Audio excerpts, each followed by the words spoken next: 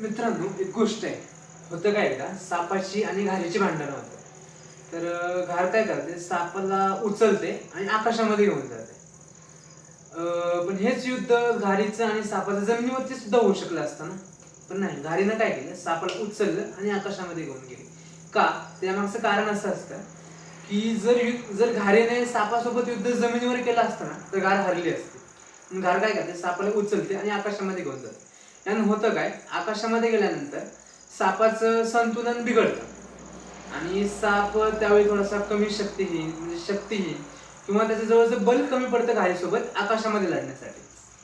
तर आता यातून तुम्हाला बोध काय घ्यायचा आहे, कधी कधी आपल्या आयुष्यात काय होतं, कोणीतरी अनपेक्षित वागत असतं किंवा कोणीतरी काहीतरी अनपेक्षित चाळी करत असतं आणि तुम्हाला असं वाटतं त्यांना माझ्यासोबत असं केलं ना, आता मी पण त्याच्यासोबत तसंच करणार. पण तसं नाही करायचं. आपण त्याच्या पातळीपर्यंत खाली नाही जायचं, त्याला आपल्या पातळीवर आणायचं. त्याला असं वाटून द्यायचं की हा जर आता माझ्या समोर आलाय ना, याला मी असाच चित करू शकतो.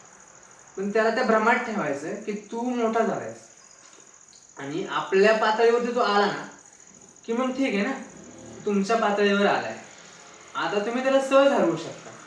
त्यामुळे समोरच्याच्या पातळीत खाली जाण्यापेक्षा त्याला तुमच्या पातळीवर आले असं दाखवा आणि मग युद्ध करा. मग बघा, विजय तुमचाच असेल. हरे कृष्ण.